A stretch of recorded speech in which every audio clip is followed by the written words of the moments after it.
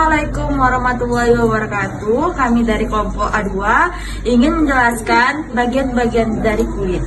Definisi, kulit merupakan organ tubuh yang terletak paling luar dan membatasinya dari lingkungan hidup manusia. Yang kedua, kulit merupakan organ yang esensial dan vital serta merupakan cermin kesehatan dan kehidupan. Lapisan epidermis terbagi menjadi 5 bagian. Yang pertama, stratum corneum atau lapisan tanduk, merupakan lapisan kulit yang paling luar, terdiri dari beberapa sel-sel gepeng yang mati, tidak berinti. Protoplasmanya telah berubah menjadi keratin atau zat tanduk. Lapisan ini terdiri dari 15-30 lapisan keratin. Stratum lucidum. Lapisan ini terdapat langsung di bawah lapisan korneum, lapisan sel terang, lapisan gepeng tanpa inti. Protoplasmanya berubah menjadi protein, dan pada kulit yang tebal terlihat jelas pada telapak kaki dan telapak tangan. Yang ketiga, stratum granulosus, terdiri dari 2-3 sel gepeng. Granuli, lapisan bulir padi. Sitoplasma berbulir kasar. Keratohyalin terdapat inti di antaranya. Juga tampak jelas di telapak tangan dan kaki. Yang keempat yaitu stratum spinosum atau stratum malfici, yaitu terdiri dari 5-8 lapisan.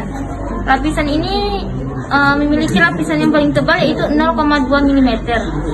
Sel ini berbentuk poligonal yang besarnya berbeda-beda karena adanya proses mitosis. Dan terdapat pula sel Langerhans, di mana lapisan ini merupakan keratin.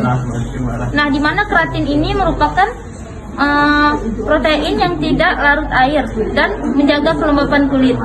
Baik, setelah dijelaskan lapisan pertama tadi, maka saya akan melanjutkan untuk menjelaskan lapisan kedua, yang dimana lapisan kedua tadi namanya lapisan dermis. Nah, jadi lapisan dermis ini merupakan lapisan kedua setelah lapisan epidermis. Nah, bisa kalian lihat di sini bentuk lapisan dermis itu pembatasnya yaitu yang warna kuning ini lemak, dan mulai dari sini sampai ke sini. Ini lapisan dermis.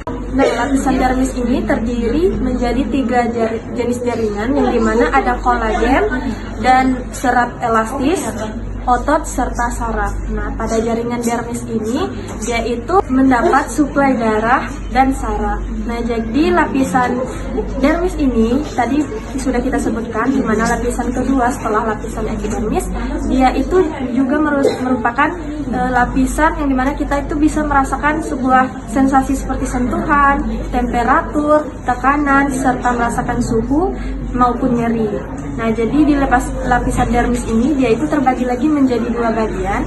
Yang pertama itu ada pars papiler atau lapisan bagian atas yang tipis, yang dimana bagian ini yang menonjol ke dermis dan juga berisi ujung serabut, saraf, dan pembuluh darah. Nah, untuk lapisan kedua ada lapisan retikuler. Nah, lapisan retikuler ini merupakan lapisan yang lapisan bawah yang tebal, yang dimana lapisan ini banyak mengandung jaringan ikat serta folikel rambut, pembuluh darah, saraf, dan juga kolagen. Yang kelima ada stratum basale. Ini adalah stratum basale. Stratum basale lapisan epidermis yang paling dalam atau berkontak dengan dermis. Terdiri atas sel-sel yang berukuran kubus atau kolumnal.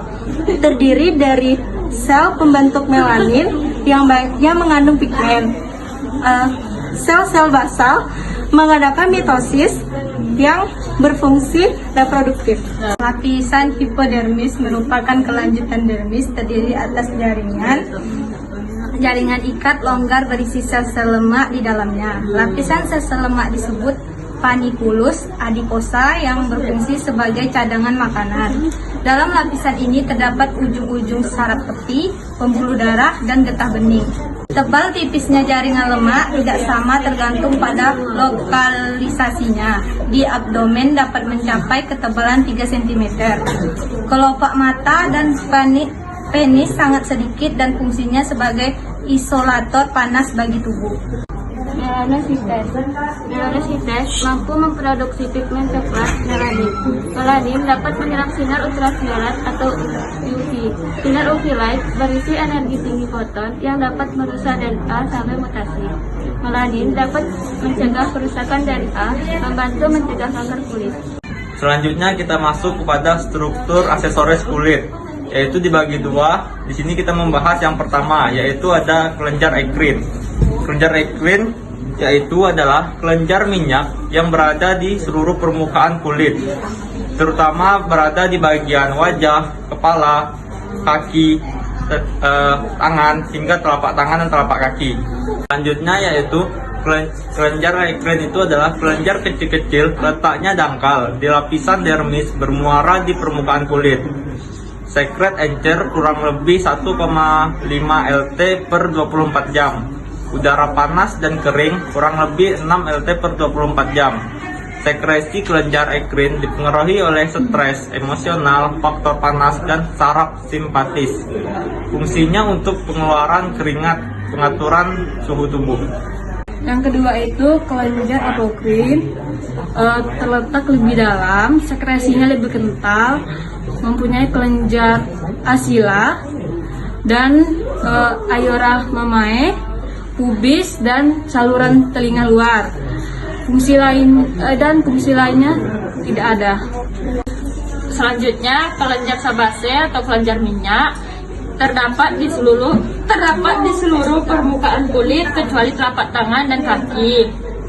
Terdapat di samping akar rambut dan bermuara di samping folikel rambut yang fungsinya memberi lapisan lemak, bakterioristik dan menahan evaporasi. Masa remaja kelenjar sebase lebih produktif. Nah, selanjutnya kita masuk ke bagian rambut, yang mana rambut ini terdiri dari akar rambut dan batang rambut. Nah, rambut sendiri tumbuh hampir menutupi seluruh permukaan tubuh kita, yang mana rambut ini diproduksi oleh folikel rambut, yang mana folikel rambut itu adalah tempat tumbuhnya rambut berupa lubang kecil yang terdapat di kulit. Nah, selanjutnya kita masuk ke siklus pertumbuhan rambut. Siklus pertumbuhan rambut terbagi menjadi beberapa fase. Yang pertama ada fase anagen atau fase pertumbuhan, yaitu rambut akan tumbuh dan bertahan selama 2-6 tahun dengan kecepatan tumbuh 0,35 mm per hari. Nah, selanjutnya kita masuk ke fase katogen, yaitu fase di antara dua fase, yang mana sebelum rambut rontok, rambut akan mengalami masa transisi atau masa peralihan sekitar 2-3 minggu. Nah, selanjutnya kita masuk ke fase telogen atau fase istirahat, yang mana setelah rambut rontok, rambut akan tumbuh kembali sekitar 2-3 bulan setelah terjadinya kerontokan.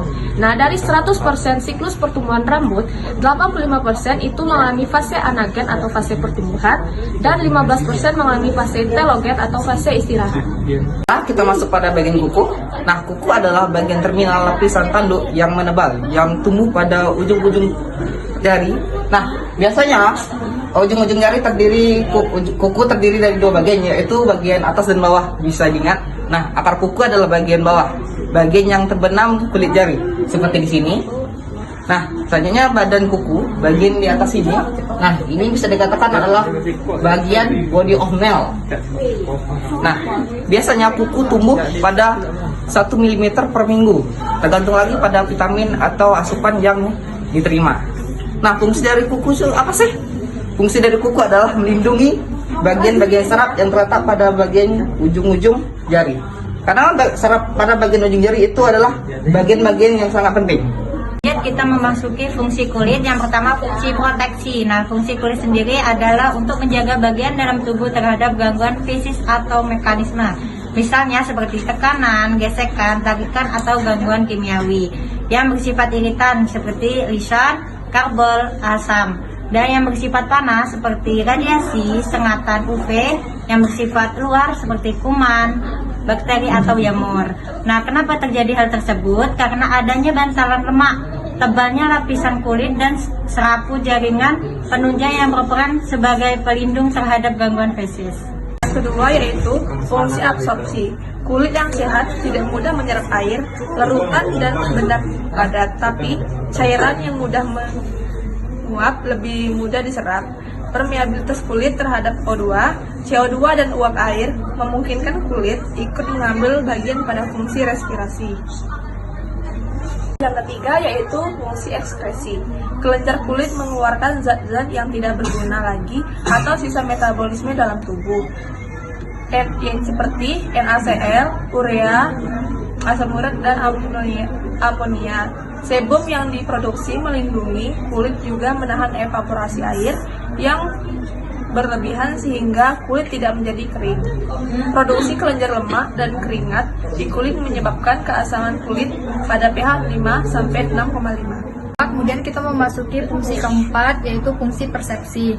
Fungsi persepsi itu di mana kulit mengandung ujung-ujung saraf sensorik di dermis dan subkutis. Terhadap rangsangan panas diperankan oleh badan rufini di dermis dan subkutis. Terhadap dingin diperankan oleh badan Krause yang terletak di dermis. Badan taktil Meissner terletak di papila dermis, berperan terhadap rabaan. Terhadap tekanan diperankan oleh badan Patar Pacini di epidermis. Yang kelima yaitu fungsi pengaturan suhu tubuh. Kulit melakukan peranan ini dengan cara mengeluarkan keringat dan mengerutkan otot atau kontraksi pembuluh darah kulit. Kulit kaya akan pembuluh darah sehingga memungkinkan kulit mendapat nutrisi yang cukup baik. Selanjutnya fungsi pembentukan pigmen. Fungsi pembentukan pigmen. Sel pembentuk pigmen atau melanosit terletak di lapisan basal dan sel ini berasal dari gerigi saraf. Jumlah melanosit menentukan warna kulit, ras maupun individu. Warna kulit tidak sepenuhnya dipengaruhi oleh pigmen kulit, melainkan juga oleh tebal tipisnya kulit, reduksi Hb, oksi Hb, dan karoten. Fungsi keratinisasi proses berlangsung 14-21 hari sebagai perlindungan terhadap infeksi secara mekanis fisiologik. Fungsi pembuatan vitamin D dengan mengubah 7-dihidroksikolesterol dengan bantuan sinar matahari. Baiklah, sekian video dari kelompok kami. Saya ucapkan terima kasih.